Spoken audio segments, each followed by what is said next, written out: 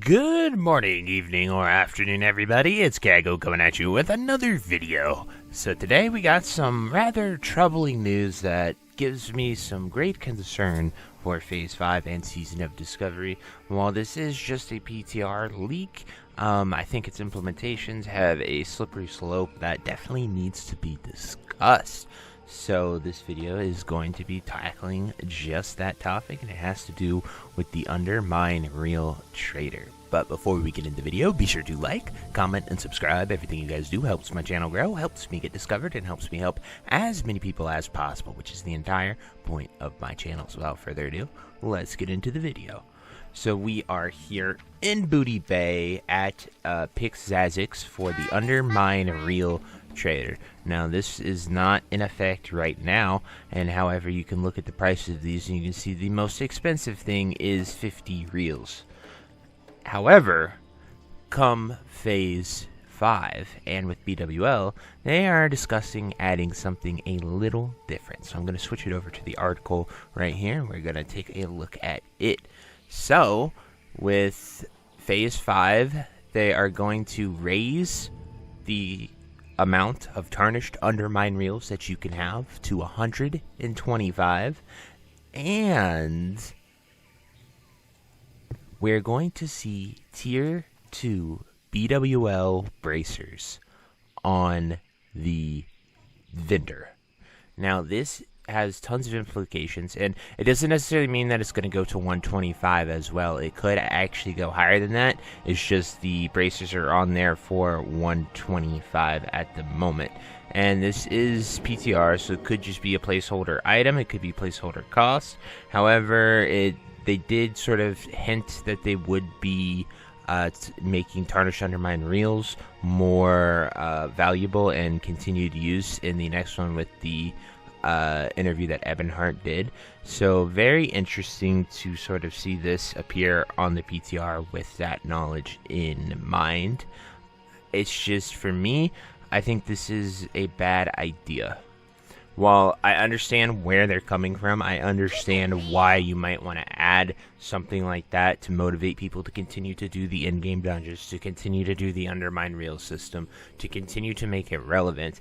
I truly believe that BIS raid gear, especially in Classic, should come from BIS raids, and you should be raiding in order to get your raid gear that is going to be best in slot. We have seen the leaks from the Tier 2, we have seen the Core Forge and the Draconic systems, and we know that Tier 2 was going to be good, just stat-wise is probably best for most classes to get those bracers. And two things will happen. One, everyone after seeing this post is going to go right now and farm as many reels as they can. There probably will be some exploit where they can delete them and recover them in something so they can exceed the cap, because there usually always is one of those things. And the min-maxy people get ahead, and the casuals don't realize it until it's already patched. And then we have that whole debate cycle go over and over again. As well as, it's just, I think, a terrible practice to have BIS raid gear on a vendor that is acquired from not raiding. I think BIS raid gear should come from raids. The only exception is in retail where we see Mythic Plus, but we have no system like that. I personally would rather see the entire Molten Core loot table, even the legendaries. You can even throw out the legendaries in there, make them cost 1,000.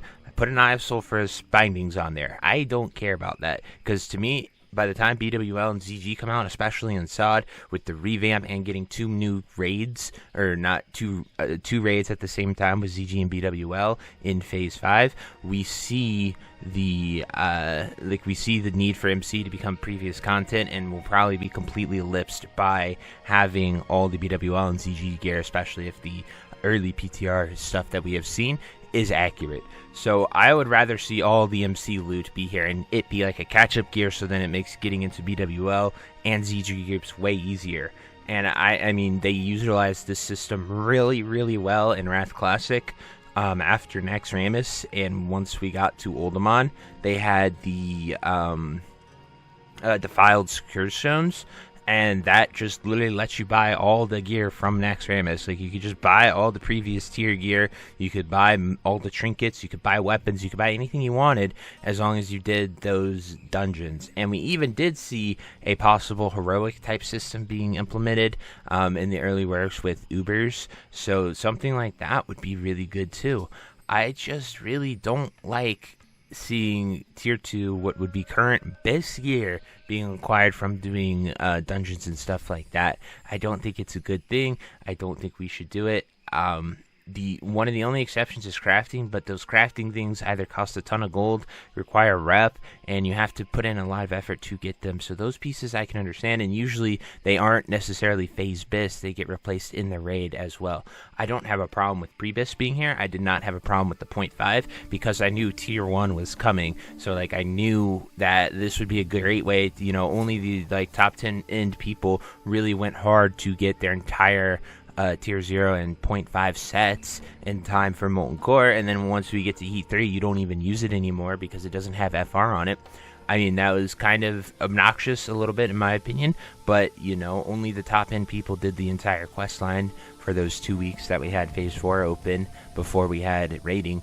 So to me, I just think this is a really, really slippery slope, and I really hope that is just a placeholder and not going to become that, because I really don't want to see BIS raid gear on a vendor that you can just sort of buy like that, especially having essentially 2 tier sets to work with, whether it's your Core Forge or Draconic with the tier 1 set bonuses or the tier 2 set bonuses.